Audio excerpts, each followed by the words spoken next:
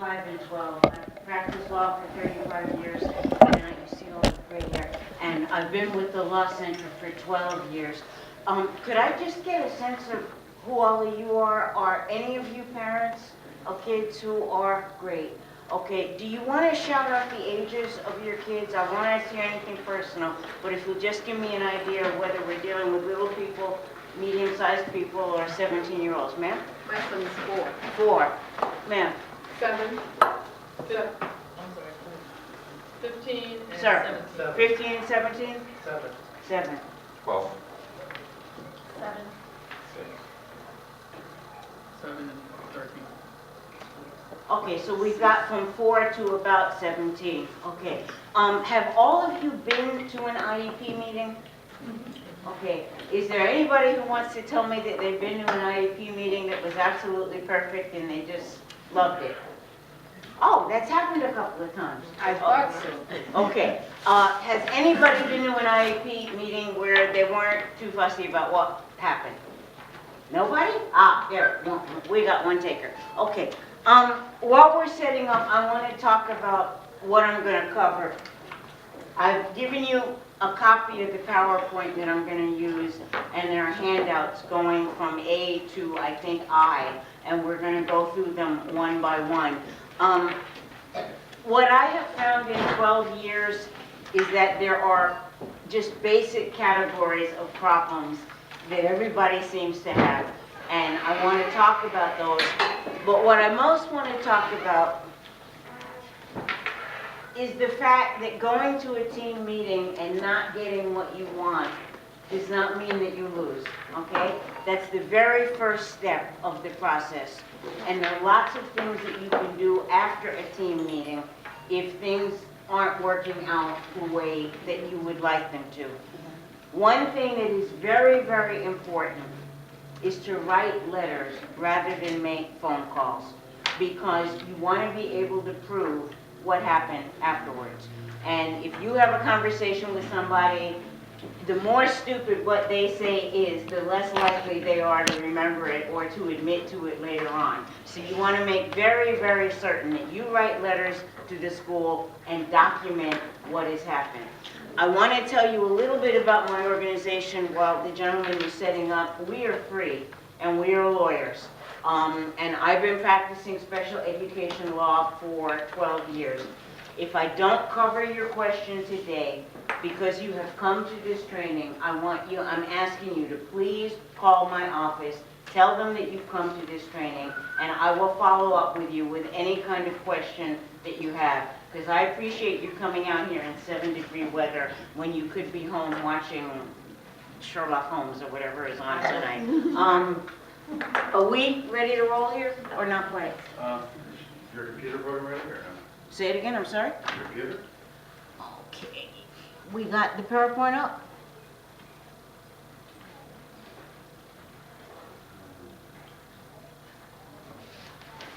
I'm not seeing anything on the desktop. Okay. Here we go. Bingo.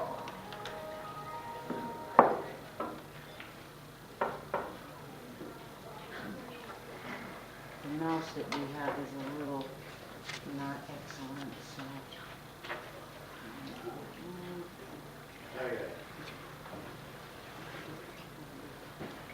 Closer, closer, and there you go. All right.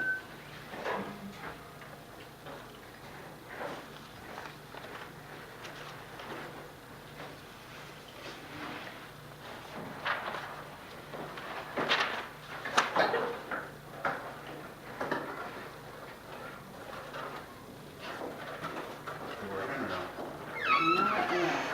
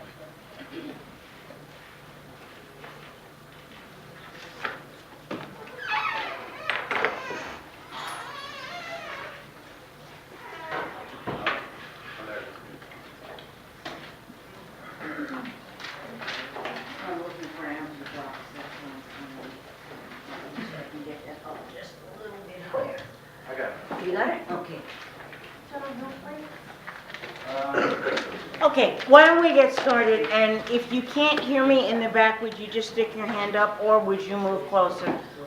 It's your call, but am I doing okay? Can you hear me? Okay, fair enough. Let's go to the first slide, where I'm just gonna talk about briefly what I'm gonna cover. I'm gonna talk about evaluations and team meetings, how you get your child tested for special education services. I'm gonna talk a little bit about key parts of an IEP, ways that you can work with the team, ways that you can get services added to the IEP that are not already in there. And I want to talk a lot about when something is in the IEP and for whatever reason the school isn't following through on it and isn't delivering the services that are in there. When you have a signed IEP for your student is entitled to certain rights when he or she gets suspended from school. And it's very, very important that you understand that as a special education student, your child is entitled to certain protections that other students do not have. One gentleman had a student who was 17. Could you just let me know how many of you have a student who's 14 or over? Great, okay. In Massachusetts, when your student turns 14, the school is supposed to start doing something different, and that's called transition. And that basically means that the school is supposed to help your student get ready for the time that he or she is no longer in high school, and teach all kinds of other things beyond mere academics. How to handle money, how to tell time, how to travel on the T, which I'm still learning to do, you know, just a lot of different life skills. And these are all things that can go in an IEP if you help the school understand that your student needs to know this kind of stuff. And then, we're getting a lot of calls about bullying. And I understand that today a new bill has just passed the House. I haven't read it yet, but we're getting a lot of calls that kids with disabilities are getting picked on by other kids, and people are not always happy about the way the school is handling it. So I want to talk a little bit about that. And then I want to talk about dispute resolution. What happens when you and the IEP team do not see eye to eye, and you don't think that you got what you wanted for your student at that team meeting? I want to make sure that everybody understands that an IEP team meeting is not the Supreme Court. It is not the last place you can go to handle a special education dispute. It's like climbing steps, and that is the very, very first step on the ladder. And I've been doing this for a while. I tell every single client that I usually lose at a team meeting because it's not a courtroom, all right? I'll go and I'll wear this same suit with a different scarf. I have a purple one. But if I lose at a team meeting, I'm out of there, okay? And if I have to, I just go sue, all right? Because if I'm right, I'm going to win. But I frequently will not win at a team meeting. So there is no reason to get angry at a team meeting if you were right, okay? You tell everybody have a nice day, you get up, you leave, and you go to the next step. Okay, I've given you a bunch of handouts, and because I had trouble finding you, I'm not going to go through them one by one. I'm going to go through them in the course of the presentation. I'm trying very hard to leave some space at the end for questions, but a lot of you were nice enough to come out, so I might not get to everybody. If you will call my office, the number is on that brochure. Explain to them that you took the time to come out in 7-degree weather and talk to me, all right? And my name is Pamela. I'm the only one there who looks like me, all right? Trust me, all right? God made one of me and said, no more. So, point is that if you tell them that you came to this training, I will do my level best to get back to you in 2 business days, all right? Okay. Let's go to the first slide, assuming that I can get this bad boy to work. All right, that's what we're going to cover, and that's the list of the handouts that I've given you. I will go through them in more detail.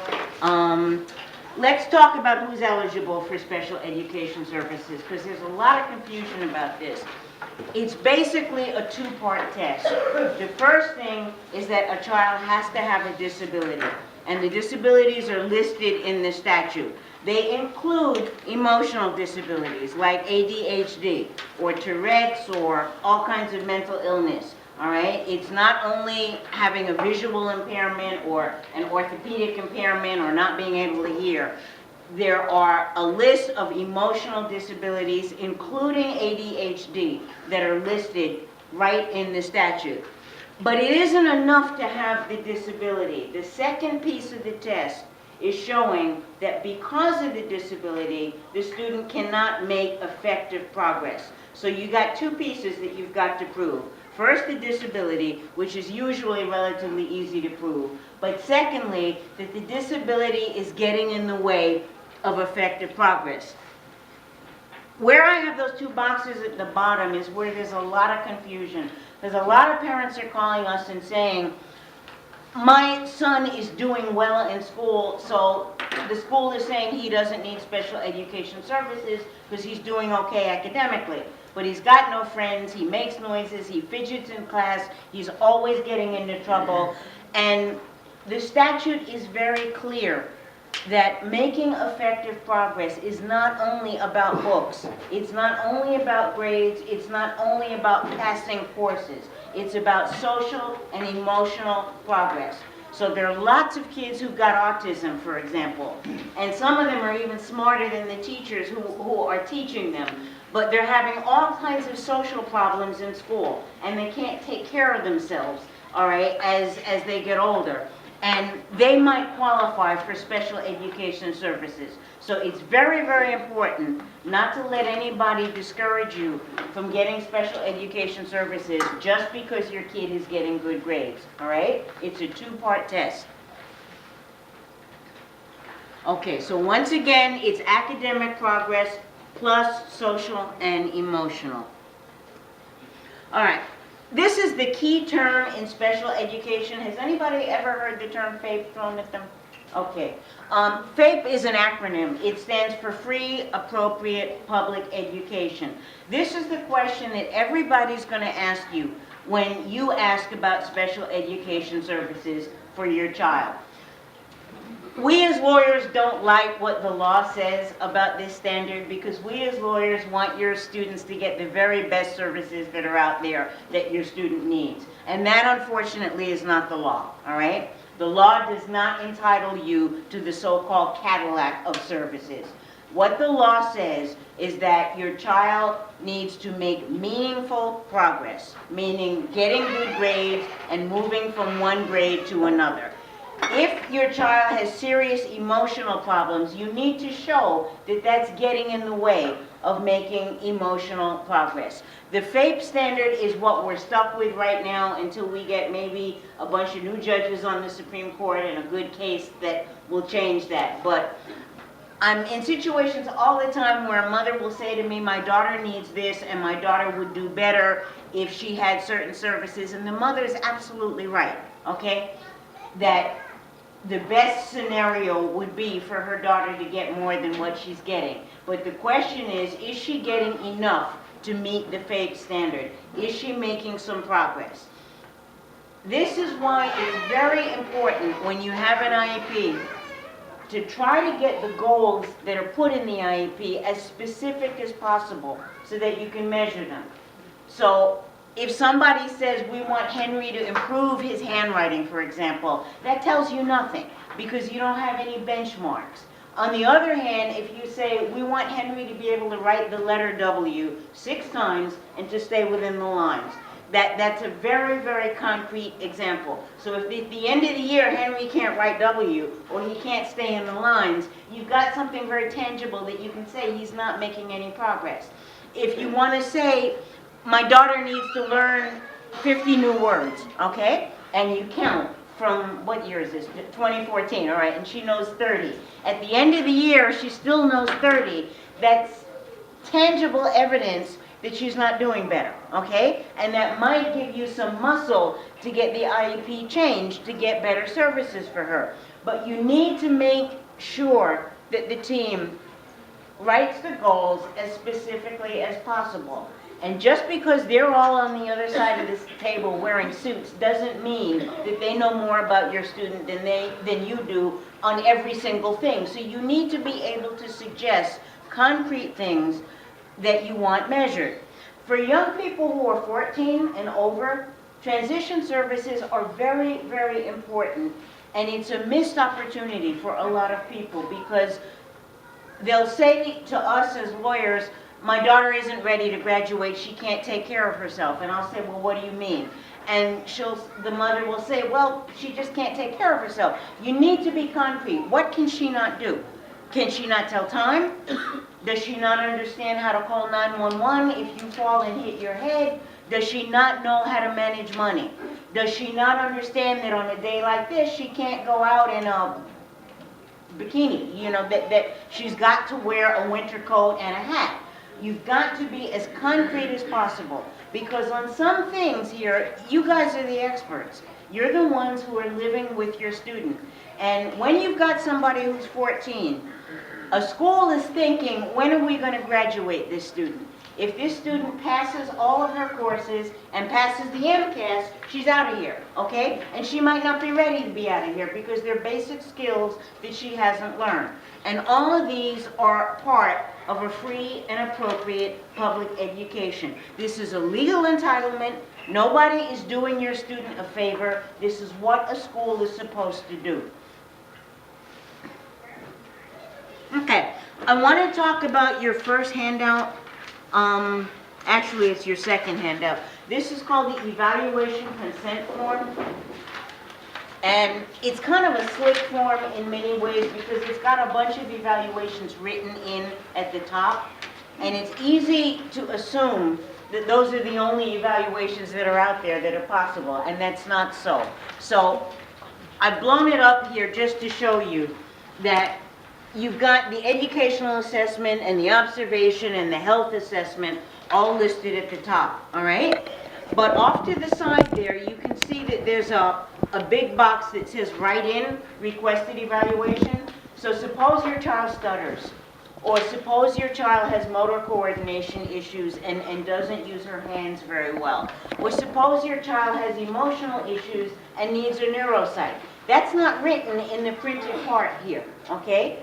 But you have a right to write it in yourself, right there where those lines are, where it says, I accept the proposed evaluation and I additionally request the following assessments.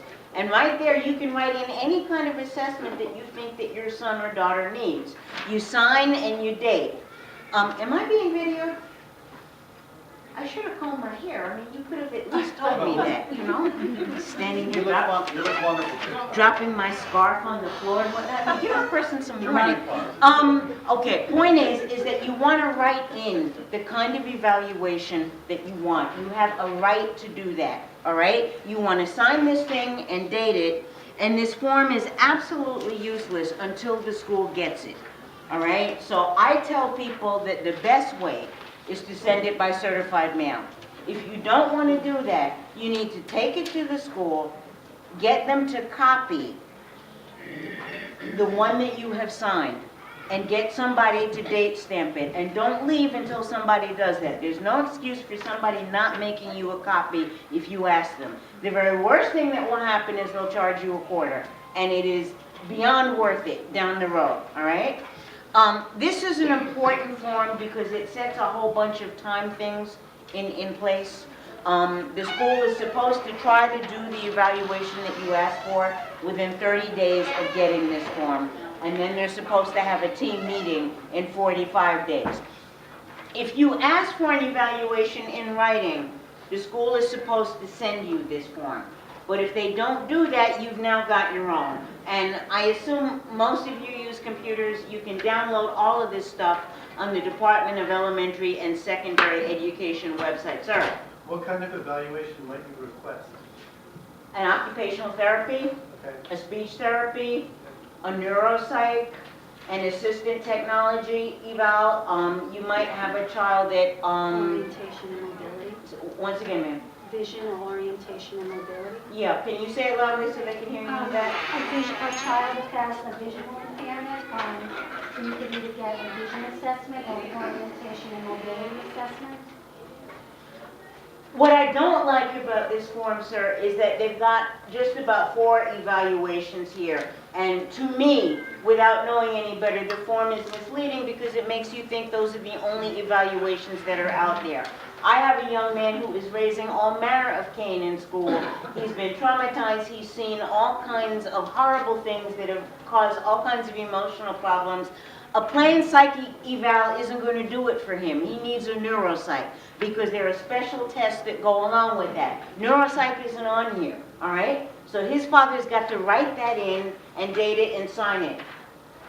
It is important that you ask and worry later on about how the school responds. The school may say no, but there are things that you can do after that. The point is that you need to ask. I got you, sir. The point is that you need to ask, and you need to ask in writing, and you need to be able to prove that you've asked. The law changed because it used to be that you could ask verbally, and somebody, that would get the ball rolling. And that's not true anymore. You have got to do it in writing. And it's a pain in the neck, it's tedious, it's time consuming. But when you come to us, if you've got a sheaf of papers to show this is what I tried to do and they ignored me, then we're in a much better shape, much better situation as lawyers to try to help because you're giving us proof. I grew up watching Perry Mason, and it looked very easy on television, okay? And in some ways it's still easy if I have the proof, but without papers to show that you've asked for certain things, I'm in a different situation. Sir? Is a transmission report on a fax an adequate date stamp? Is a transmission report on a fax an adequate date stamp? That's a good question. Yeah. I like to go the extra mile so that I don't have to spend any time proving that I sent something. So my preferred method is to wear a comfortable pair of shoes and get a decent book and go to the post office and stand online and send it by certified mail. If you don't want to do that and you've got a clear enough fax transmittal, what do you call them, confirmation sheets? Yeah, a confirmation sheet. That'll probably do it. And I want to be very clear here because I always forget to say this. My mother was a teacher for many, many years. I'm not trying to make this an us versus them situation, but most schools now have between 500 to 700 students there, and things get lost, and there can be confusion. And when you want to say afterwards that something happened, you don't want to be in a he said, she said dialogue with anybody. You want to be able to hold this up and say, good afternoon, here is my copy, here is the indication that I signed and that I dated and that the school got it on a certain day, and then you're done, okay? And you can move on to the next set of problems. Any more on this? Because this is important. Okay. Okay, a team meeting. I put you at top because it's kind of like the Red Sox. I mean, you can't play unless you've got all of the different players and you are a member of the team. You are not the final decision maker, and it's very, very important to understand that. I don't know very much about football, but there's somebody out there who's calling the shots, all right? And it's not you, okay? You are invited to the team. You have a right to participate. If English is not your first language, you have a right to have a translator there. But you need to write to them and tell them, I need somebody there who speaks Haitian Creole, or who speaks Chinese, or who speaks Somali, okay? It does not matter. You have to be able to participate. That much is in the statute, that you are entitled to a meaningful opportunity to participate, and you cannot have a meaningful opportunity if you don't understand what's going on, okay? If you go to a team meeting and there's nobody there to translate for you, my suggestion is that you excuse yourself and you ask to have the meeting rescheduled, and then you go home and you write a letter and you say, this is to confirm that I showed up on Wednesday afternoon after having asked for a translator in Italian and you didn't have anybody there, okay? And it needs to be somebody who's fluent enough to handle both languages. So if they go and get somebody off the street and the person's Italian isn't good enough or his English isn't good enough, That's not good enough, all right? And this is a very, very underutilized tool. I speak to people, I listen to people all over the Commonwealth who speak another language other than English, and they are completely excluded from the whole process. I'm very proud to tell you that I took a course in French, I got an A-. There is no way that I could go to a team meeting and conduct myself in French. It's just too hard. You've got to do it in your mother tongue, and the school is obligated. It is obligated to set things up so that you can understand, but you have to tell them. I mean, you can't walk in there on the day of the meeting and say, by the way, I need a Spanish translator. You've got to give them a heads up, and I would suggest that you do it in writing. Okay, somebody is supposed to be there from the school district at the team. A special ed teacher is supposed to be there. A regular ed teacher is supposed to be there. And what I call the discretionary parental participant. I made that up all by myself. What that means is that you have a right to bring anybody to a team meeting who has unique knowledge of your child. It's considered a courtesy or just kosher to give them a heads up that you're doing that, largely so that they can have enough chairs and largely so that, you know, they have an idea who's going to be there. When I go, I must tell the school that I'm coming, because if I go and the school doesn't have their lawyer, they get very nervous, all right? So it is considered proper protocol whenever a lawyer comes that you let them know, and you let them know sufficiently far in advance so that they can get their own lawyer in there, all right? But these are basically the team players. At the very top of your child's IEP, there's going to be somebody called an ETL or a school contact person, and I would suggest that that is the person to whom you address all of your correspondence. Because even if that person quits or leaves or gets ill, I got you, ma'am, that is the best person to communicate with. I need a translator, or I need to reschedule, or I'm going to be bringing my lawyer. Ma'am, nice and lovely. Those people are now called SPED coordinators in BPS. Thank you. Okay, someone help me understand that the terminology is called a SPED coordinator in BPS. The person's name and contact information should be at the top of the IEP. And until somebody tells you otherwise, that's probably the person you should be writing to when there's a question. I just want to call attention to a handout that I skipped over, which is the first one. It's A. It's just a sample letter that we've written to show you how you might go about asking for special education services. As you can see, it's really not very fancy. What you really need to do is just say that. I want my child evaluated for special education services, and you want to make sure that you have your child's name and date of birth. It is very, very important that the school know that you're the person who has legal authority to be asking for certain things for your child. So if it's your child, you know, it's a given. But if there's another relationship, you want to make sure that you've got whatever document that you need to show that you are the person who has a right to be talking to the school on behalf of your child. And I'll get into what happens when your child is 18 a little later on. Okay, sometimes you ask for special education services and the team says no. This is the form that you're going to get, or that you should get. It's C. If you're ever in a situation where you ask for SPED services and the team says no, and you don't get a written explanation, you need to write to them and ask for it, because they are required by law to tell you that they have said no, and they are required by law to tell you why, because that gives you the ammunition that you need to figure whether you need to take it a step further. So what you're going to do is you're going to see that box checked off at the top, finding of no eligibility, and there should be some attachment that explains why. This is particularly important where your child has a social or emotional problem but is getting good grades, because the school might say, we didn't find her eligible for an IEP because she's passing all her courses, all right? And your daughter might have autism and might be having all kinds of problems in school emotionally and behaviorally, and she might qualify for an IEP. So you want the school to state its reason, so that if it's the wrong reason, you can point to it. And that is very important, and this is the form that you're gonna get. Okay, you have a right to ask for another evaluation if the school evaluated your child and you don't think they did a good job or you think they came to a wrong conclusion.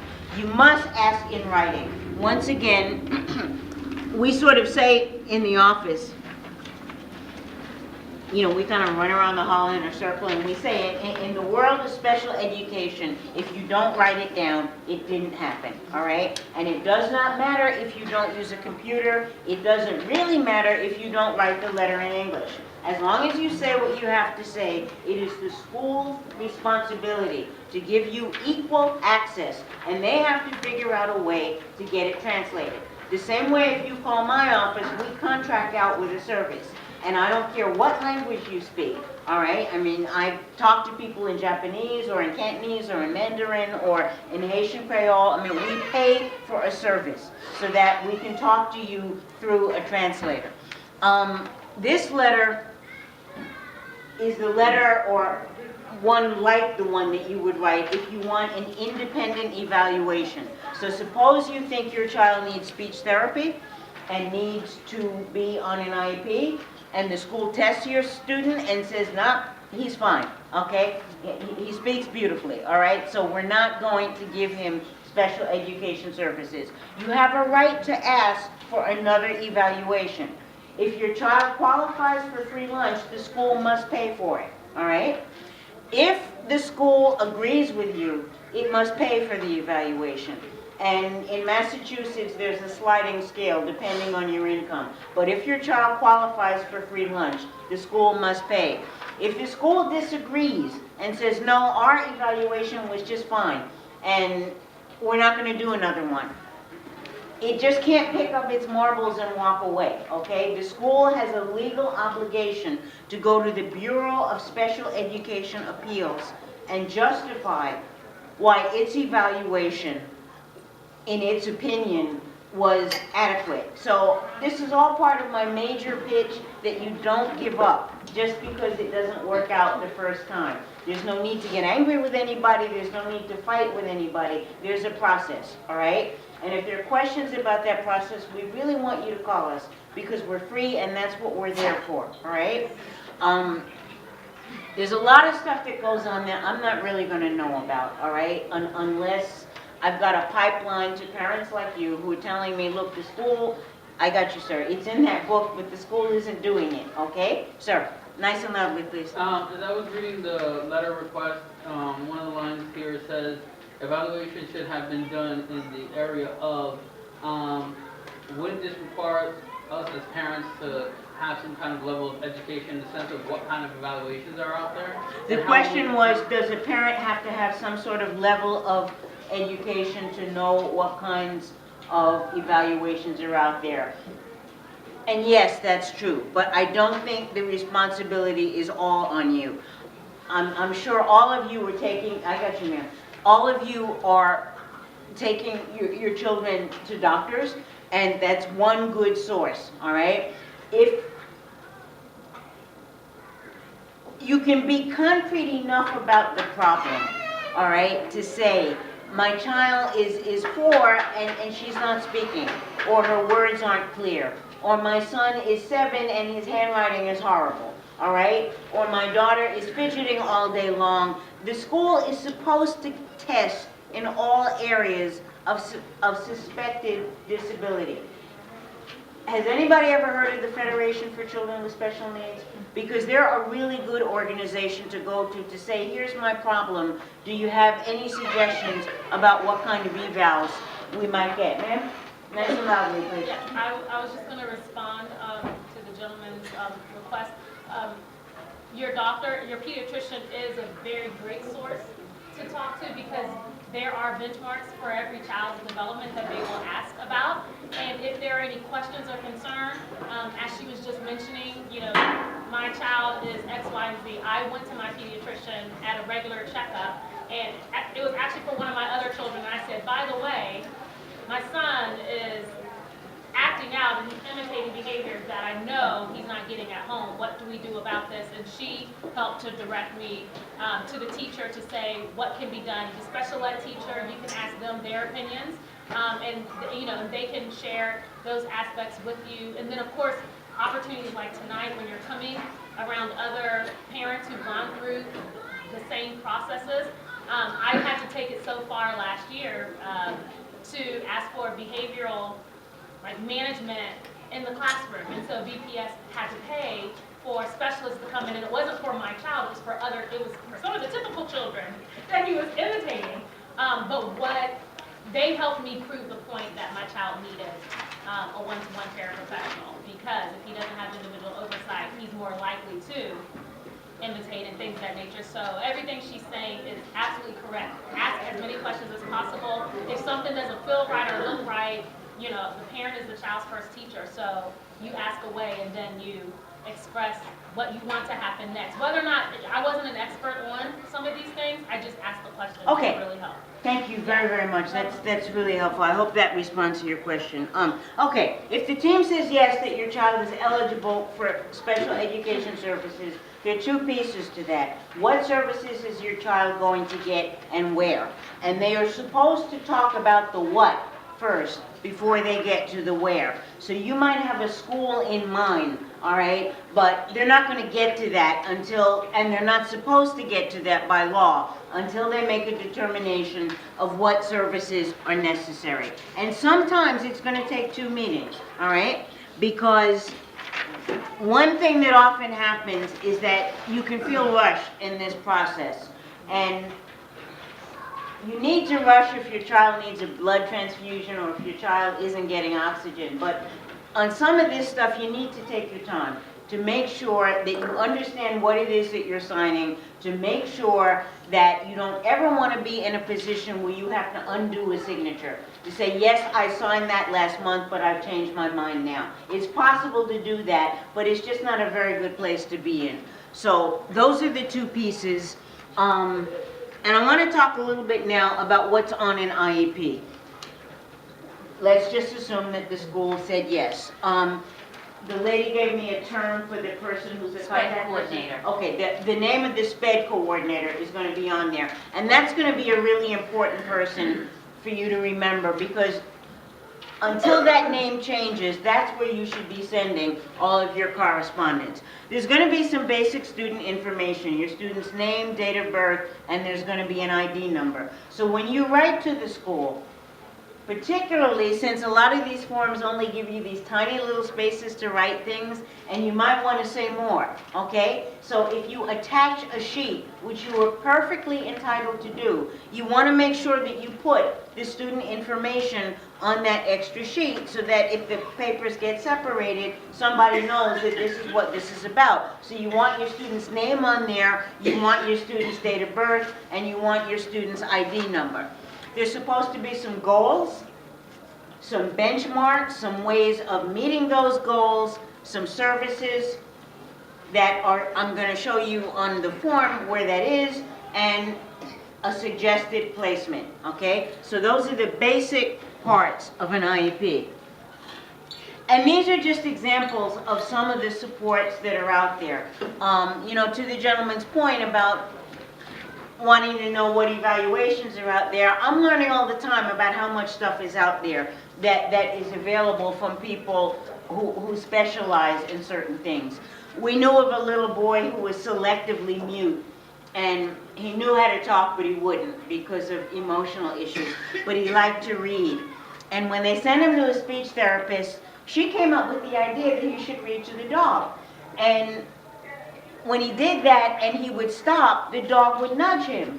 And the little boy thought that the dog cared about the story, and of course the dog doesn't know squat, all right? But the point is that they got him to talk. And I could live another 65 years and I would never come up with an idea like that, because that's not what I went to school to learn to do, all right? So I'm saying that the range of services and the range of ideas are absolutely off the chart, all right? And these are just some of the things that you can get. Some of the services that are sometimes necessary are services for you. Your child might get some sort of technology. Suppose your child doesn't speak and they've given you, I don't know the name of it, but it's not an iPad, but it's something that a child can touch to just get to talk for him. It can be in the IEP for somebody to come home and show you how to work that, okay? And that might be part of the service. There might be services in the IEP to show a teacher how to do something. So this is just a really, really sketchy summary of some of the services that are out there. And if you can show that your child needs them, I need to underscore this. This is the one area of law that I know of in disability law where the other side does not get to say that's too much money or we can't afford it, all right?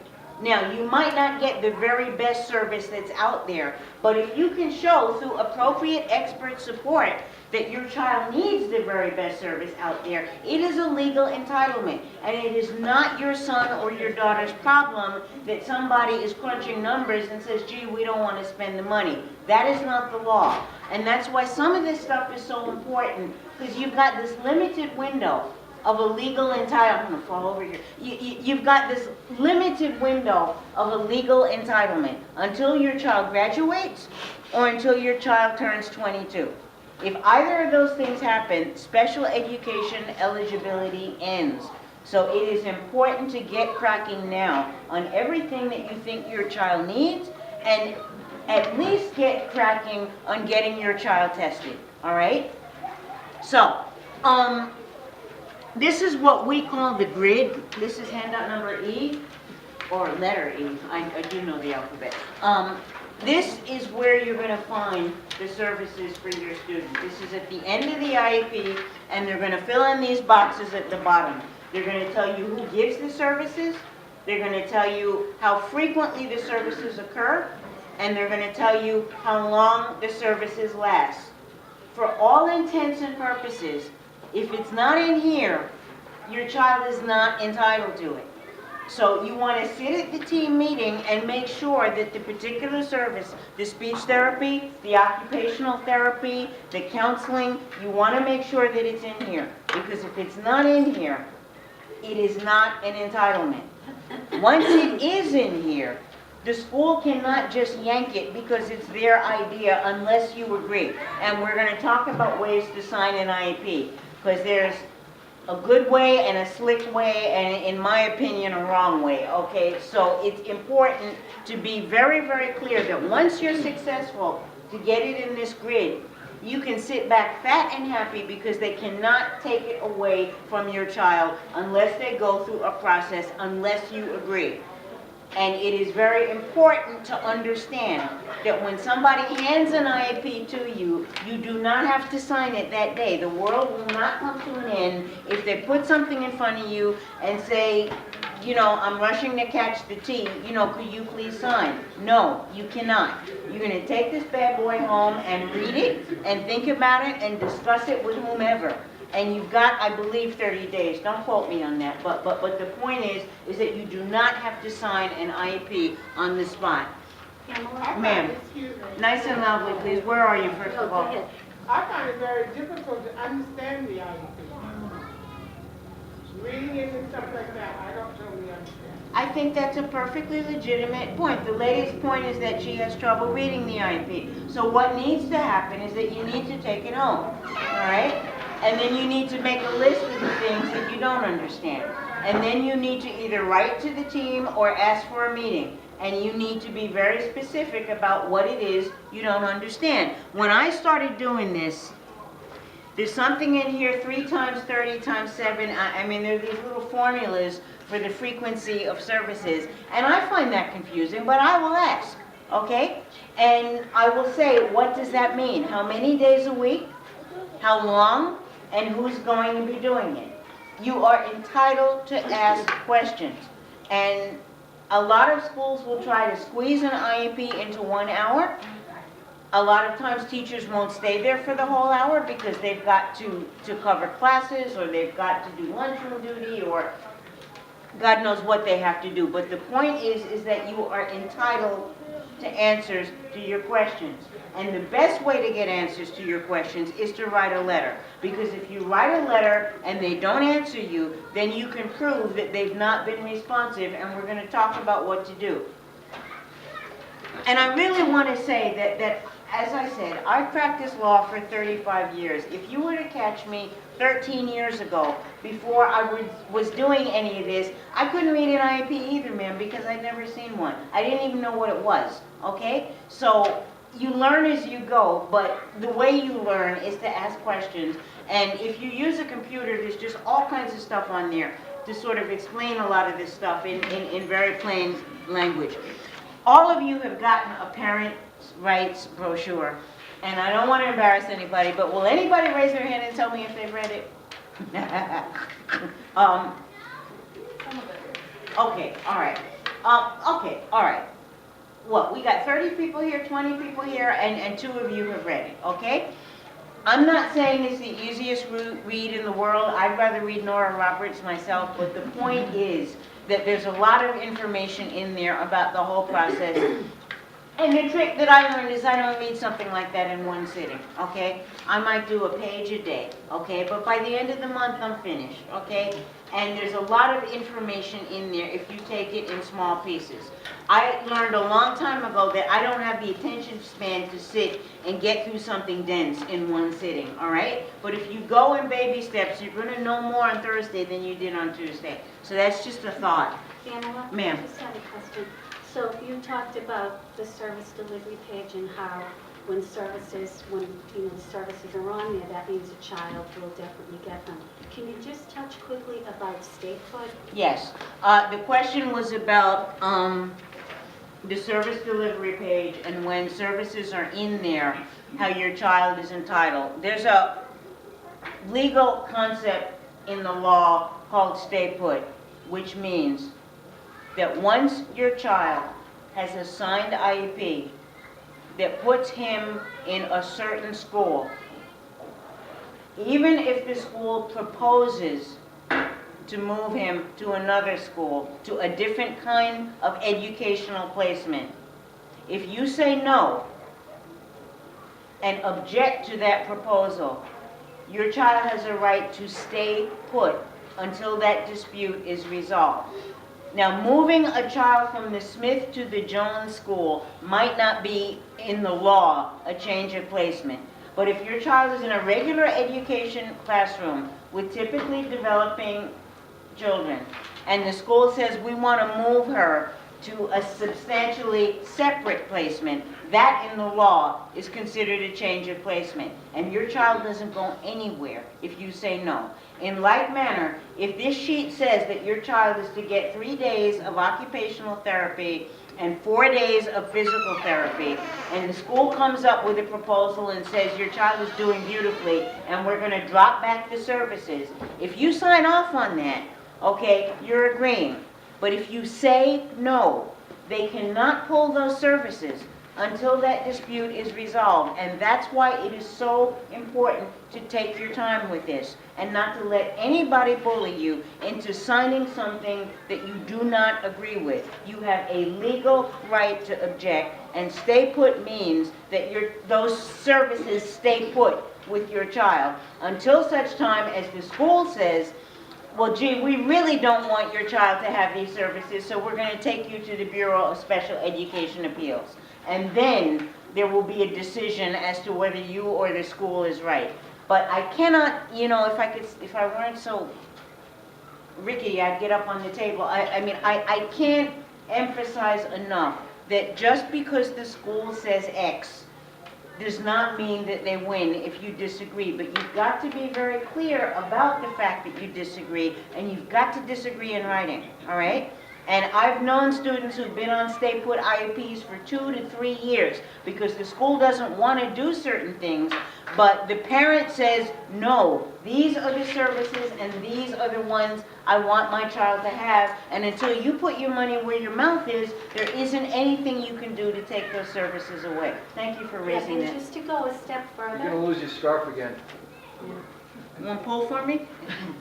and I would just add to that, So what Pamela was saying, if there's something that you don't, if they want to take away speech services and you disagree, so you're partially rejecting it on the IEP, but you're writing, and you will, on the form, you're writing, you'll have an attached letter that you can say, see attached memo with the date, and then you can say, I am invoking my statehood rights against blah, blah, blah. Use the actual terminology, because you just have to do that with the school district. Okay. Once they hear that, then you should be fine. I want to move on to placement because this is really important. There are a bunch of kinds of educational placements, and it's not the difference between the McKinley or the Quincy school. It is a category of placement, a category of inclusion. Is your child in a classroom with regular education students, or is your child in a substantially separate placement? So, I want to start with the very basic concept. The law assumes, and tell me when the scarf is falling off again. The law assumes that your child has a right to be in the most inclusive setting. And what that means is in a class with other kids who do not have disabilities. That is the rule and not the exception. You all have been around the block enough times to know that that doesn't work for every single student. But that is the assumption. That is the starting point. And the school is supposed to try to make that work. Your child might not be doing the same work that other kids are doing. Your child might need certain supports that the other children are getting, but that is the assumption. So all the way, I'm sorry? Is that called mainstreaming? Yes, ma'am. Yes, ma'am. The question was, is that called mainstreaming? And yes. Okay, that's another term for it, okay? So, I got two things here that I'm waving at you. The first is the diagram over there in purple where it says regular education classroom. That is the most inclusive setting. The corresponding box on this form is the top one. This is handout number F, and all the way at the top it says full inclusion. So if you want your child in a classroom with regular education students, you need to look at this form to see that that's the box that they've checked off. And you want to be very, very certain that this paper is presented to you for signature. I've listened to parents who've said, my child is in regular ed, and when I look at this paper, no, the child is not, because they've checked off a different box. So that's the first thing. Full inclusion is the assumption, and on this form, this is called the placement consent form. The very top box on the right is the one that should be checked off. All right, the next category of inclusion is regular education with pullouts, meaning that your child is in a regular education classroom for part of the time, but she gets pulled out for certain services, for counseling, for speech therapy, for occupational therapy, for typing, okay, because she needs to learn how to type to use certain kinds of machines, all right? And those are some examples of things that somebody might be pulled out for. Occupational therapy, speech therapy, there might be a resource room, a quiet room where the child can go and study and get some sort of coach tutoring. Sir? That's called partial inclusion program? Yes, sir. Okay. That's another name for it, okay? And that would be the second category on this form. So we call it partial inclusion, we call it regular education with pullouts. But the point of it is, no matter what they call it, is that your child is in a regular education classroom at least part of the time, and then gets pulled out for certain services, and then goes back to the classroom with all the other kids. Okay, we cool on that? All right. The next, and notice that that big black bracket is meant to say that that's still in the same school with the regular education kids. It's all in the same building, all right? The next category is a substantially separate classroom, meaning that the classroom only has kids who've got disabilities, and there are no regular education students in there, all right? This is still in the same school. It's just a substantially separate classroom, all right? And the form says that, okay? That's the third box down on the right-hand side of the form. Now we get to a point where it's a separate school. It might be a separate school for kids who've got a history of sexual abuse. It might be a separate school for kids who are deaf. It might be a separate school for young people who have visual impairments or who have certain kinds of emotional impairments. It's a completely separate school, but the son or the daughter comes home to you at night and doesn't spend the night over there, all right? And that is separate day school, public or private, all right? And sometimes that just becomes necessary because a regular inclusive setting cannot service your student. The last category that you're likely to run into is residential, which is where your son or daughter sleeps there and stays there overnight. Those are the basic placement categories. It is against the law for the school to move your student from the left to the right, from the top to the bottom, from more inclusive to less inclusive, unless you agree. If you disagree and you say so in writing, your student is entitled to stay put and the school cannot move you. And we get all kinds of calls from parents who say, I went to a team meeting and they are proposing a substantially separate school and I'm freaking out, all right? And our answer to them is just say no, okay? Just say no. Sign the form and say you object to the proposed placement. What the school will do is send you this form and say, I want you to check off this box, or we've checked it off for you. Your child is in regular aid, and we want to put your child in a substantially separate classroom, and we've been very kind, and we've checked off the box for you. Here's a pen, please sign here, okay? And all together now, no, okay? If you don't want it, you have a right to object. And I want to talk about ways to sign this form, because it's important. You first go, I'm on slide number 16, okay. You're first going to look to see what box is checked. The next, where I've got that middle circle there under placement consent form, they should write in the name of the school, and I would very strongly suggest that you not sign this form if they don't fill in that space, because you don't want to be the same way you wouldn't sign a blank check, okay? You don't want to be in a position where you sign the form and they don't put any school in there, and then afterwards they write in a school that you don't agree with. So it's important that before you sign anything, that the form be complete. Then there are a bunch of different ways to sign, okay? And these are all down at the bottom on what would be your left, where there are 3 boxes, okay? I consent to the placement, meaning just what you say. Or I refuse. And if you refuse, that's what you need to say.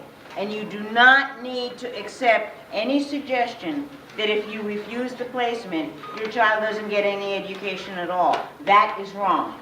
If your child has a signed IEP, she is legally entitled to special education services under federal and state law. And you and the school are going to have to duke it out over where those services occur and what school is going to be providing those services. But the services must happen, all right? What's the matter? It hibernated. I'm sorry? It hibernated. It hibernated. Okay. The last box here is that you request a meeting to discuss the placement, and you can check that off as well, all right? But I urge you not to sign this form until you've got some comfort level with what's being proposed. I'm going to keep going because you've got a PowerPoint in front of you, and hopefully we can restore this. I'm sorry? Just pass. Your password. Oh, no, that's a problem. I don't know what the password is. What happened before? Because there wasn't a password. So shut it down. So you do that. Okay, let's go to slide 17. Are you guys all right without the screen? Yeah. So that I can, yeah, okay, I apologize for that. I don't know what went wrong. Let's go to page 17 and talk about what happens when you accept an IEP in full.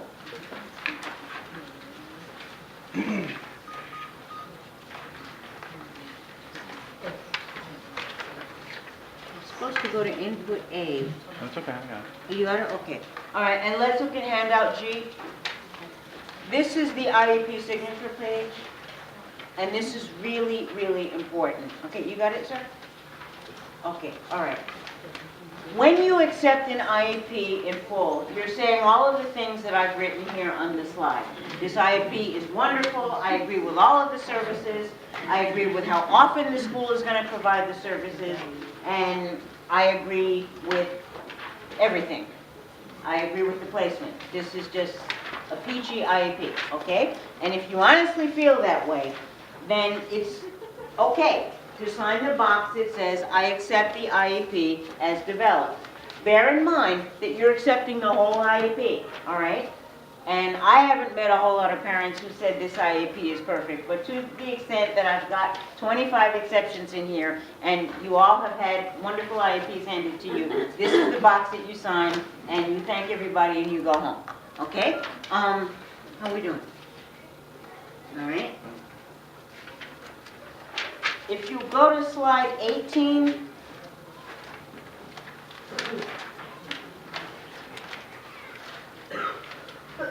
this is the box that, in my opinion, you almost never sign, which is the one that says, I reject the IEP. And that would be the one that's next to the accept box, where it says, I reject the IEP as developed.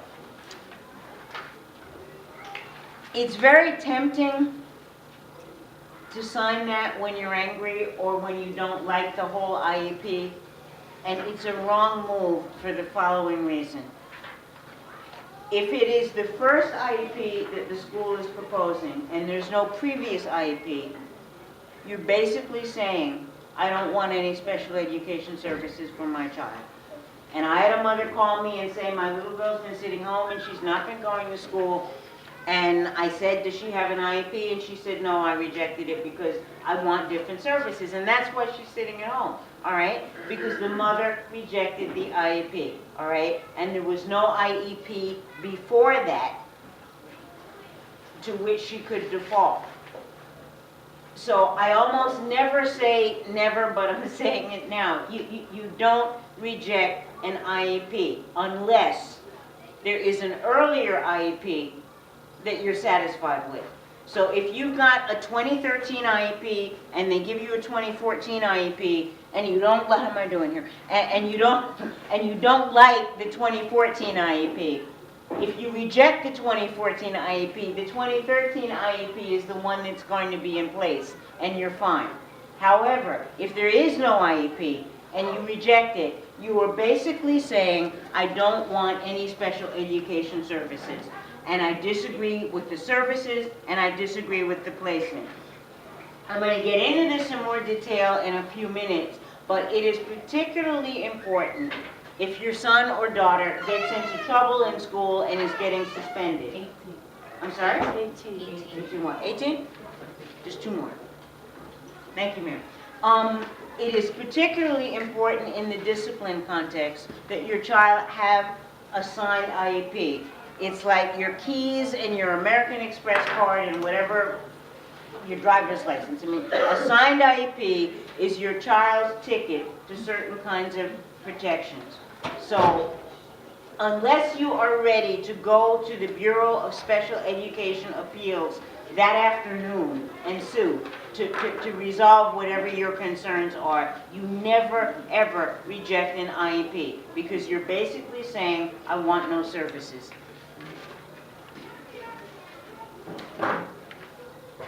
Okay, and we've talked about this already. There are 3 boxes. There's the accept box, the reject box, and what I call the slick box. That's not in the statute that way, but that's what I call it because the slick box says, I reject the following portions of the IEP with the understanding that the portions that I do not reject will be delivered. So basically, you're preserving your rights to argue or to disagree with the parts of the IEP that you don't like.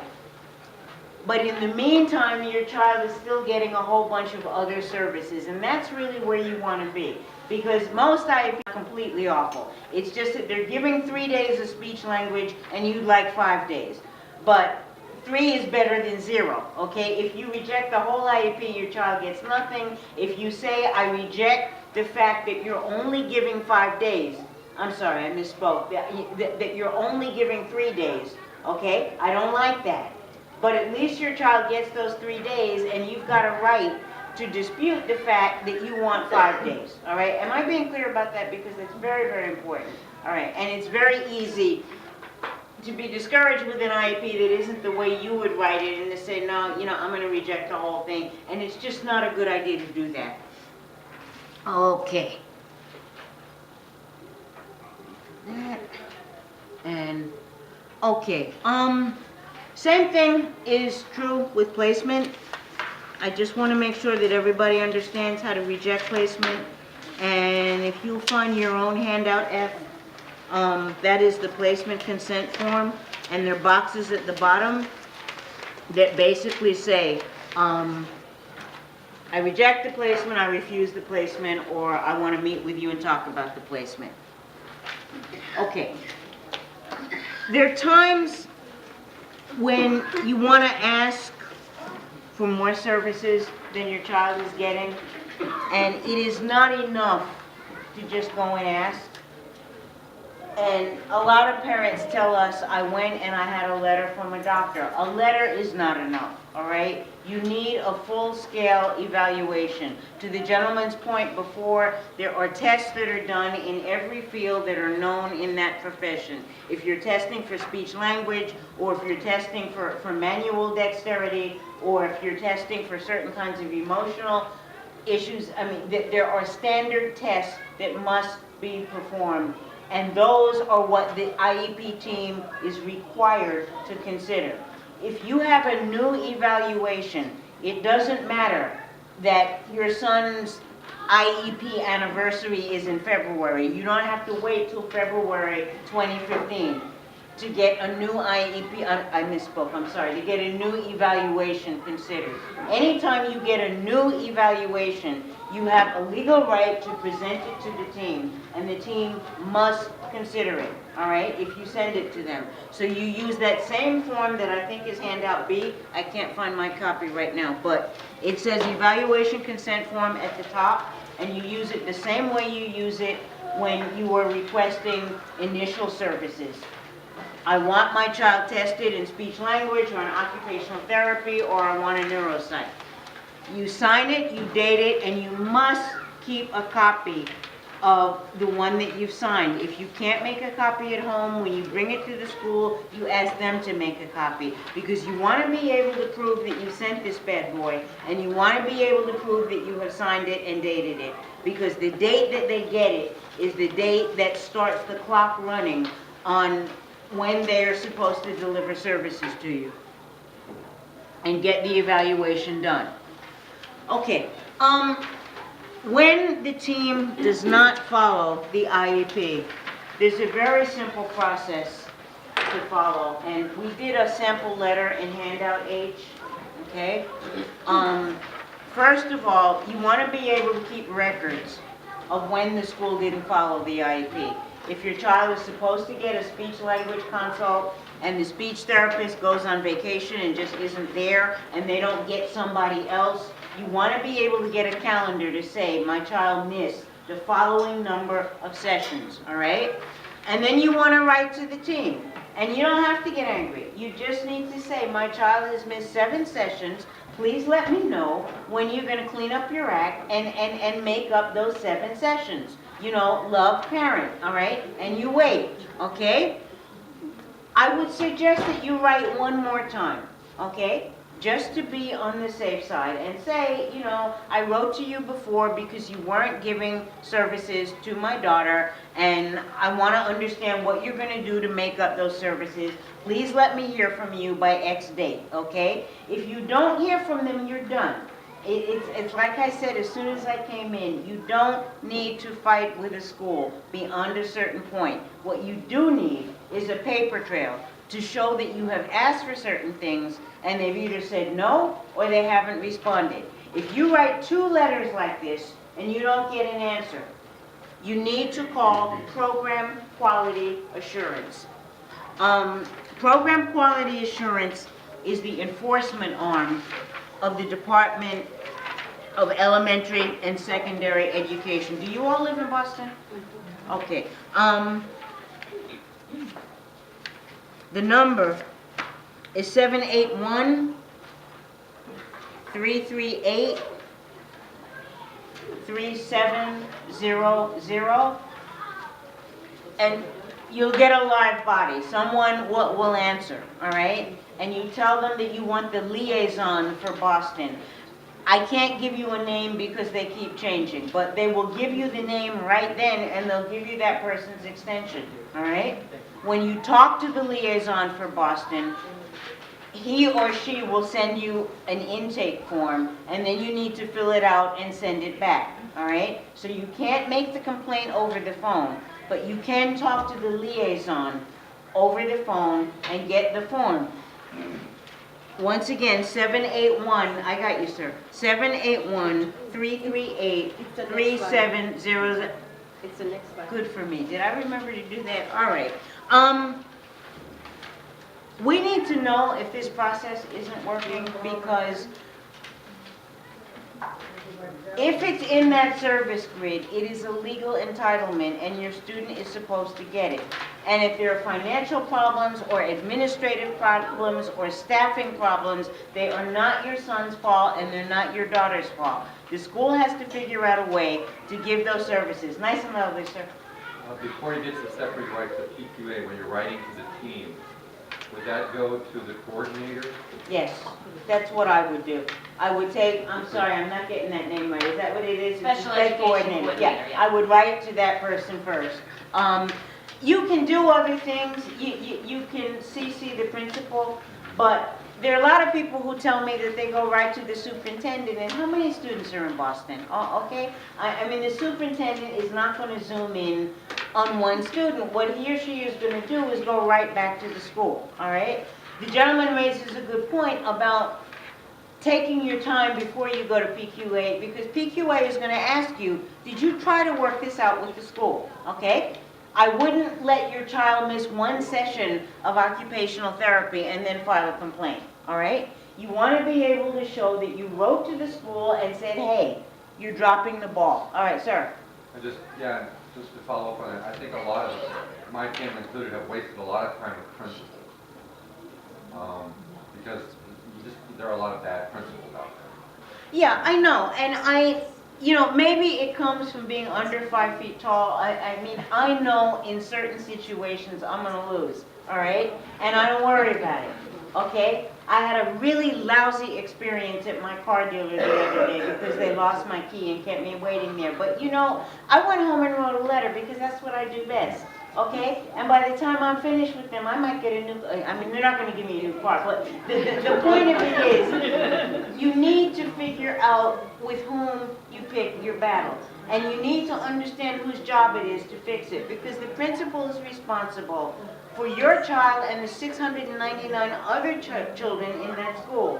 BQA is responsible for seeing that schools follow the law. And if you've got concrete evidence that it's in the IEP, and you can prove what dates it didn't happen, and you can prove that you tried to work it out with the school, what PQA does is communicate with the school, and if they find that some wrongdoing, they will write to the school and they will say, fix this.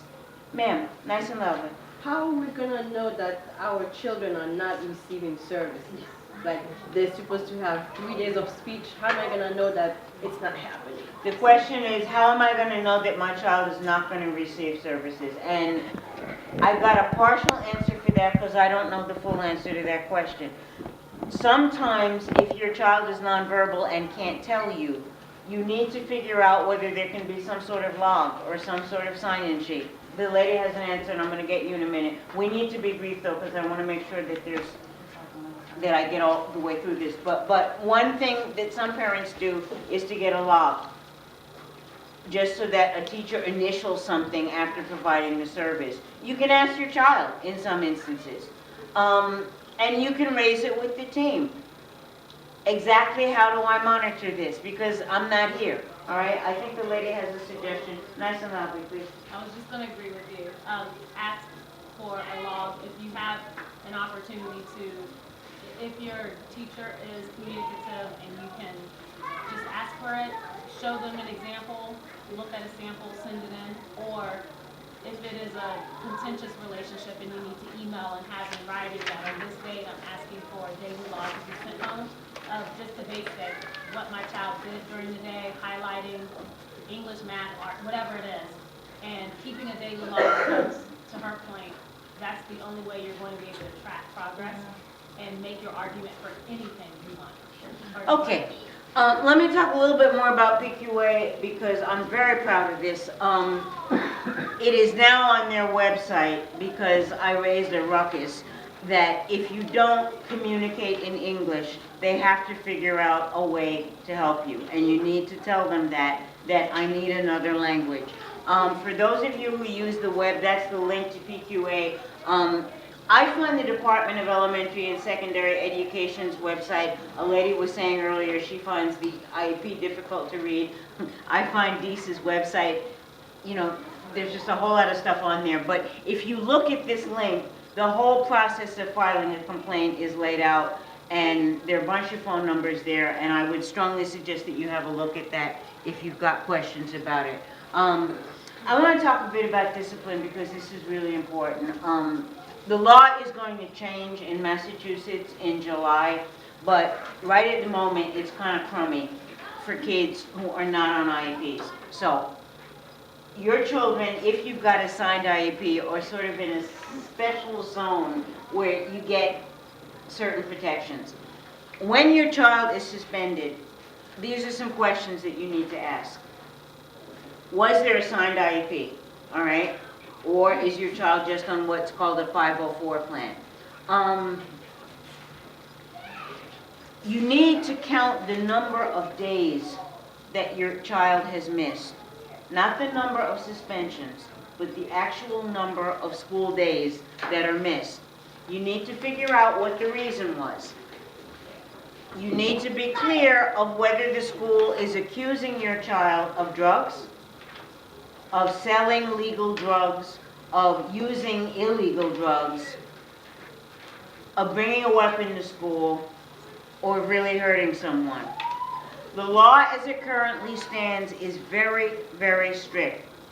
So you need to be checking those backpacks and those lunch boxes just to make sure, all right? We had a young woman who mother made her a birthday cake, and she was very eager to share it with her classmates. And she just went to the kitchen and got a kitchen knife only for the purpose of cutting the cake so that she could share it with her classmates. But the law says possession of a weapon, you're out of here, okay? And it was a tragic situation because she had absolutely no intention of hurting anybody. She wanted to cut a cake. Ma'am? I had an experience. My son was in kindergarten, and I put his, actually his dad put a plastic knife in the bag. Now kindergarten, he was only 5 years old, and he didn't know.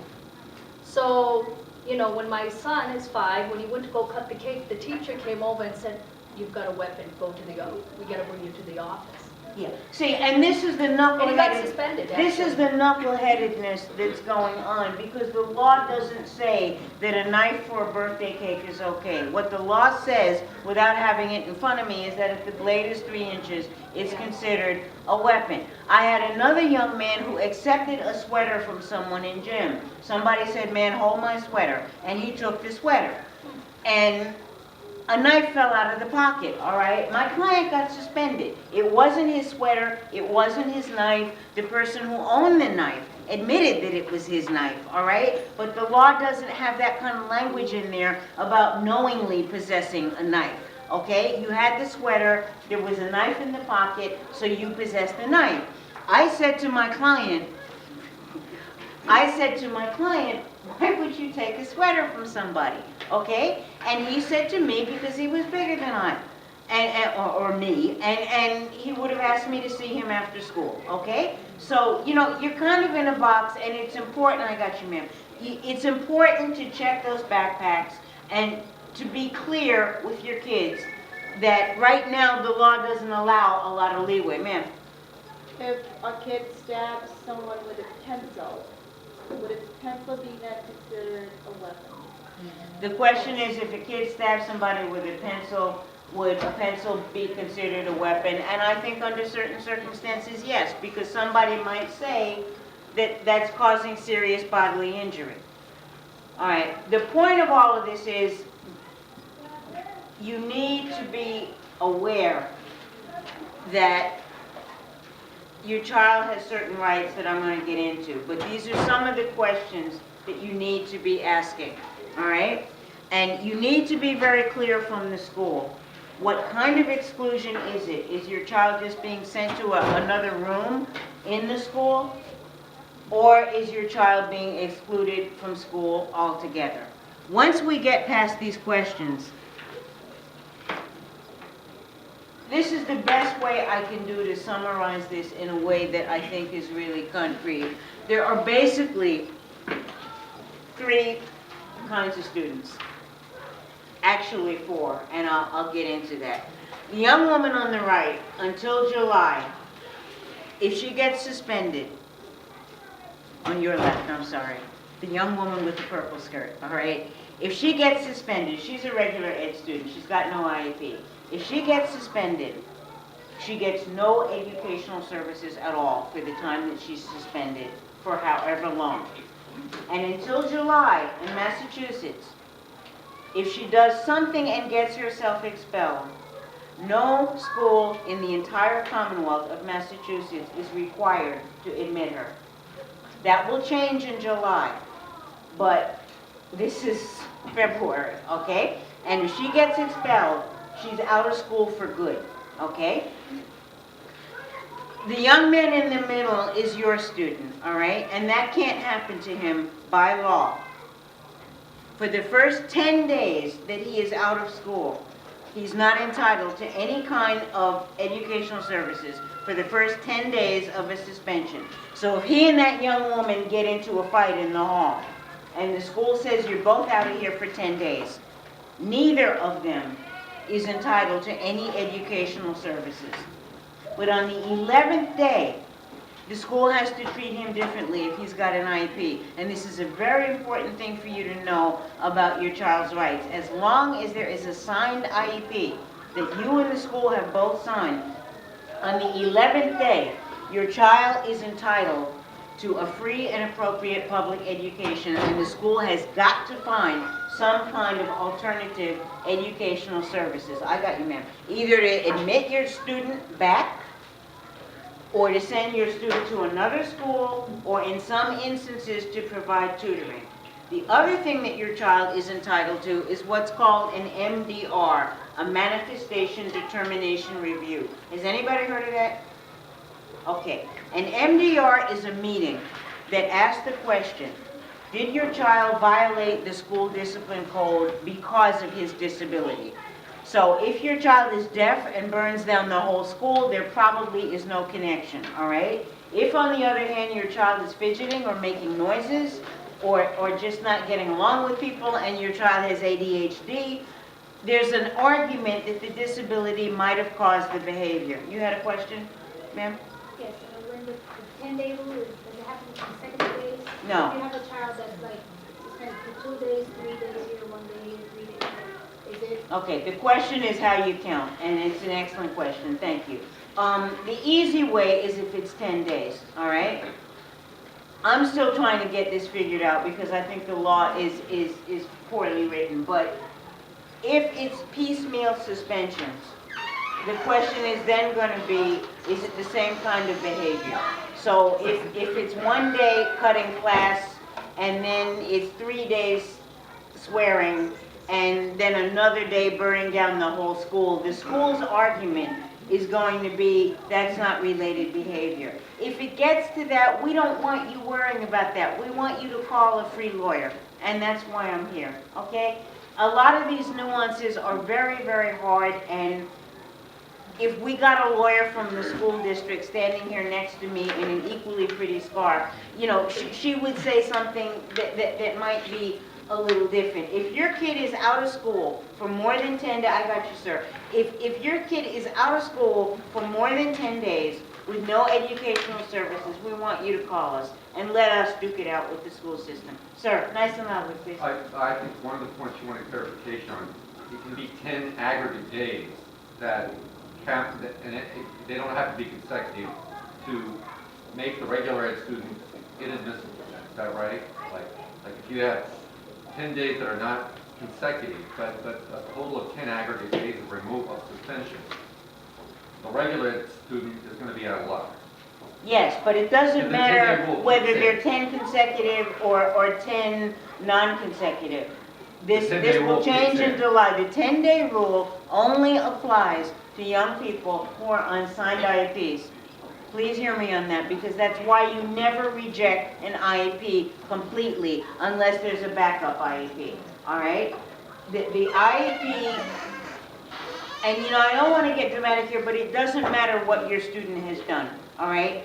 There was a young man in Lexington 3-4 years ago who killed somebody, all right? He was on an IEP, all right? He's entitled to special education services. That might occur in a juvenile facility, but he is entitled to those services because that is the law, all right? A regular ed student, by contrast, gets none of those protections. And people have fought very hard to get that law changed. It's going to come into effect July something, I don't remember. But the current state of the law is that the kid gets no services if he or she is regular ed. More importantly, if a regular ed student gets expelled, there is no legal requirement that any school in Massachusetts admit him. It is a very, very tragic, draconian, overly severe rule, because kids do things, okay? And to foreclose somebody from education for the rest of their life is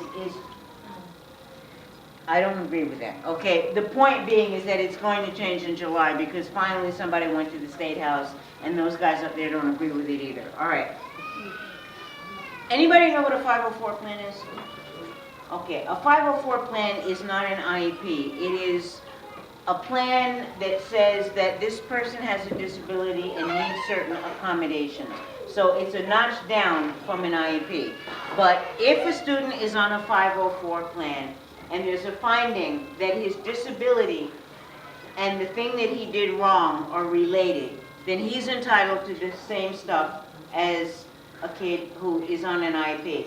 And the last category that I didn't put on here is what I call the waiting in line student. And that is a student for whom you have written to request special education services, but the school has not yet told you no. But the school is on notice that your student has a disability, and for that reason, that student is entitled to the same protections. I want to talk a little bit about MDRs because I don't think they're done very well. I don't think the first one I did a particularly, I could have done a better job on. This is why I don't like being recorded.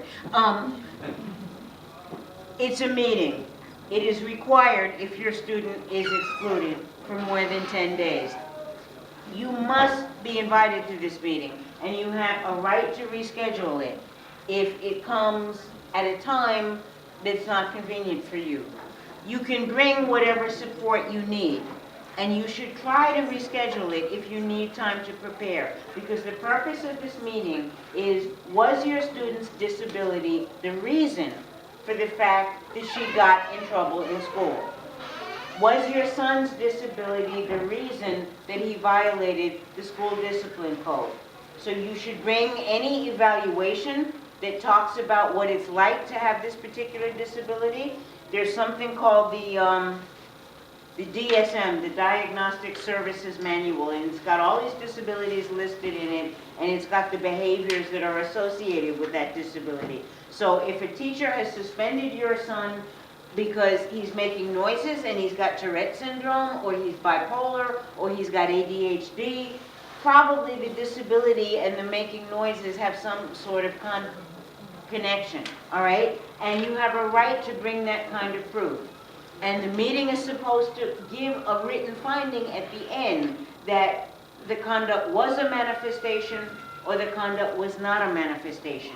If the conduct was a manifestation, meaning that the disability and the conduct are related, the school is supposed to do what's called a functional behavioral assessment. It's called FBA for short. Anybody hear that? Okay, fine. An FBA, if done properly, is a very useful tool where it first lists some target behaviors. What is this person doing that we don't want them to keep doing, all right? Then it's supposed to figure out what are the precipitating behaviors, what makes this person behave a certain way. And then it's supposed to suggest a behavior intervention plan that the child is supposed to follow and the school is supposed to follow. We had a young woman who kept taking her blouse off. She had very large breasts and she was just exposing herself in the middle of the classroom, which is a completely unacceptable thing for her to do. But she had figured out, this was a young woman with Down syndrome, and she had figured out that that was the only time anybody would talk to her. And that's why she was disrobing, okay? And once they figured that, then they put it in a behavior plan. Go talk to her, for God's sake. You know, every 20 minutes, would somebody check in, okay? We had somebody else who was disrobing, and she was nonverbal.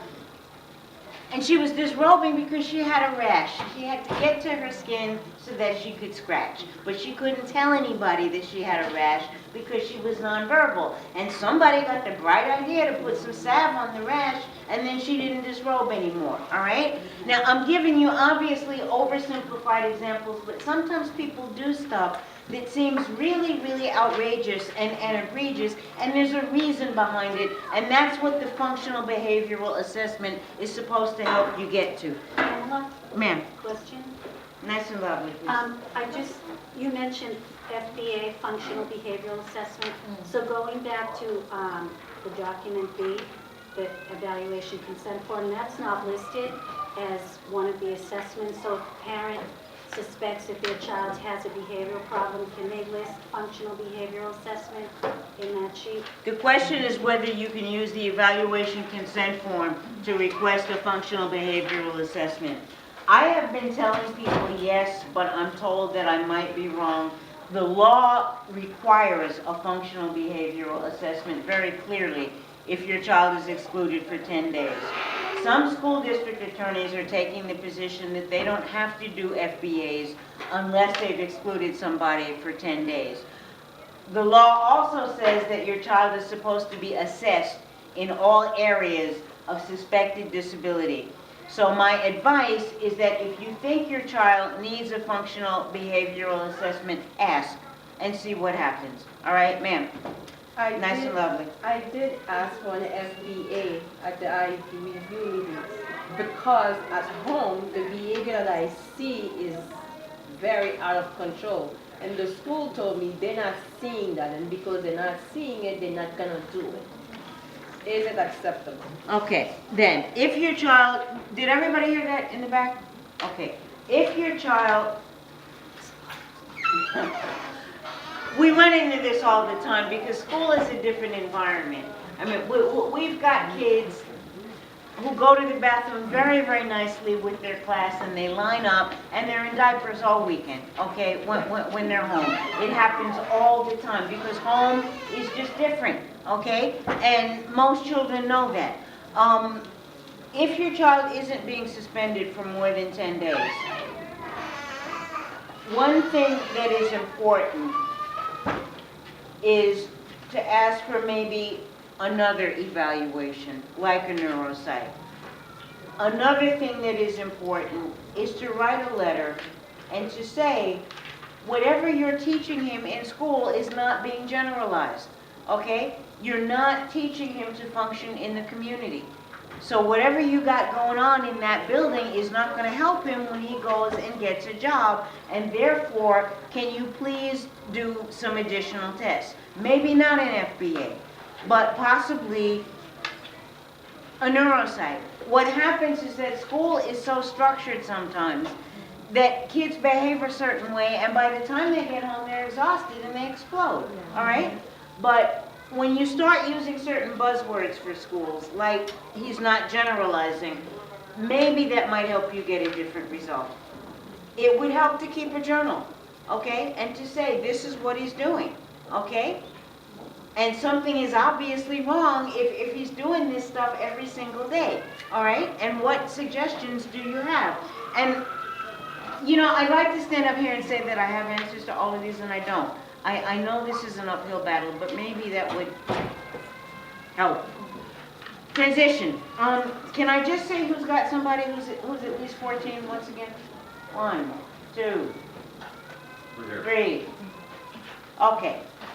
When your child is 16 under federal law and 14 under mass law, he or she is entitled to transition services. And the first thing to do is to use handout I at home. If you and your child are able to talk to each other and to talk about where your child wants to be after high school, all right? What's the goal? And let's just assume, for sake of argument, that your child says, I want to be a chef in a restaurant. And what's the obvious skill that he needs to learn? Once again. Cooking. Fair enough, cooking, okay. And that one is a no-brainer, okay? My kid needs to learn to cook, okay? But my kid also needs to learn to measure, needs to travel to get to a job, needs to learn to tell time, needs to learn basic safety, needs to learn to read labels when there's poison, needs to learn how to work on a team, because I've never worked in a restaurant, I've wanted to, but I understand that they got some people chopping onions and somebody else mixing the sauce, and then this fancy chef comes and puts it all together, and I usually cook alone, so it would be hard for me to learn how to do that in a, you know, a group environment. So the point is that you need to figure out the goal, and then you need to work backwards to figure out all of the skills that are necessary to reach that goal. And this is the time when you are the #1 interplanetary expert in the world, because by the time you get your kid out on a day like today, nobody knows that you had to argue with her to wear her coat or to put a hat on. You've won that battle already, all right? The problem is your child going to know that when you're not around anymore? And that's basically what transition services are. You want to be very careful at this point to see what the school's plan is to graduate your student, because it's important to remember that there's a new crop of kids coming in September, and the school is going to be looking to graduate your student if certain benchmarks are made. So this form is something that we found online that we have found to be extremely helpful. This is handout J. It is an adolescent autonomy checklist. And what it is something to trigger your memory about different skill sets that you might want your student to work on. And it's going to remind you of some things that you probably won't think of because you're so used to doing them for your student that you don't think twice about it. You know, I woke up one morning and my aunt asked me, why don't you go out and play? And I said I didn't know how to tie my shoe. I was an only child, my mother tied my shoe, you know, and I was waiting for my mother to wake up, and I was 15, you know. So the point of it is that they're basic skills that you're so accustomed to doing for your child that you don't even remember that, gee, you know, I need to step back and see if this person can do this thing independently. And that's why this form is important for you to use just to get your own thoughts together.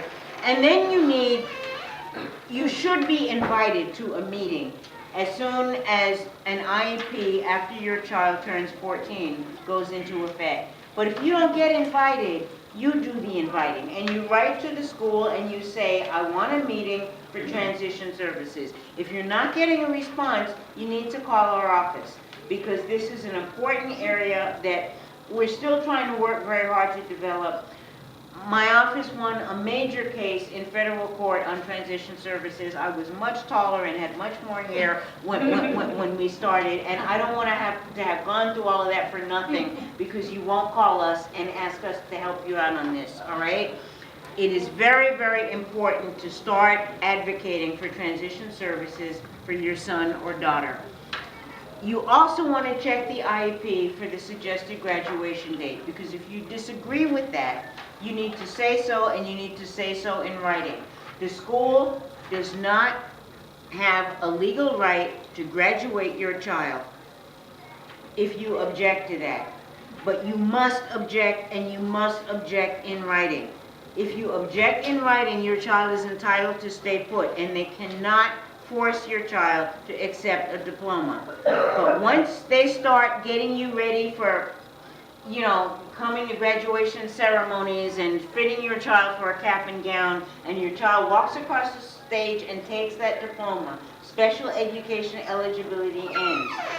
And if the stuff on this form is not taken care of, and your child has not gotten adequate transition services, and you have asked for them and been denied, it does not matter if your child has passed grades and passed courses, and it does not matter if your child has passed the MCAS, all right? Those are two pieces of the triangle. But the third piece of the triangle is, did the school deliver adequate transition services? But it is more of a two-way street than you would like it to be. You've got to be proactive, you've got to write to the school, you've got to ask for assessments, because they can't write a decent IEP unless they've tested your child to know what he or she likes to do, what he or she doesn't do well, and what he or she does do well. And after those assessments, there needs to be another meeting to figure out the IEP. I want to talk a little bit about turning 18. This is handout K. In Massachusetts, irrespective of your child's disability, he or she is a legal adult at 18, and you are no longer entitled to go to team meetings. You are no longer entitled to look at any student records. Your child is as much of a legal adult as you are, whether or not he picks up his socks or whether or not she's got the sense she was born with. The point is that she is a legal adult at age 18. And if you've got a child with significant disabilities and you want to stay in the loop, this is a good form to use where your child delegates educational authority to you or shares it with you. We've got 5 minutes just because of Great. childcare. Okay, Just looking up. great. This slide just lays out about bullying, and I won't spend too much time on it other than to say that all school districts are supposed to have a bullying prevention plan and make it available to you. If you complain, you need to complain in writing, and this is what the school must do. And this is what you should do. You report it, you be specific, you answer those questions, and you might want to just ask for a meeting to create a safety plan that's very specific to your student. And this I'm very proud of, and everybody in the office laughs at me about this, but this is my point, is that a team meeting is the very bottom level of dispute resolution. If you and the team disagree, you can ask for mediation, which is free. It's voluntary on the part of the school, and they can say no. But it sometimes, in more than 80% of cases, resolves some agreement that could not be resolved at a team meeting. Where I put that dotted red line is the point at which you should probably be looking for a lawyer if your dispute does not resolve. And you go all the way up to the Bureau of Special Education Appeals, which is an administrative hearing. There were over 535 hearing requests filed at the Bureau of Special Education Appeals, and only about 30 of them resulted in decisions, which tells you that a lot of times people sue and stuff gets worked out, all right? And sometimes you just have to file a hearing request to get the other side's attention. You do not need a lawyer to go to the Bureau. It is highly advisable, and every year, at least one parent goes up there without a lawyer, against a lawyer, and wins, all right? It happened only once last year, but the year before that it happened 4 times. So I'm saying all of this to say that the team meeting is the very beginning stage of this process, and if you've got a legal issue where you think that you might need to take it to the next level, it's worth doing once you get your facts in order and once you've got some proof that certain things have happened the way that you're alleging and your child isn't getting what he or she is supposed to get. If I haven't covered everything that you need and you've got an additional question, if you'll just be kind enough to call the office and tell them that you came here in 7-degree weather and put up with me for an hour and a half, I'll do my best. Thanks a lot. Thank you.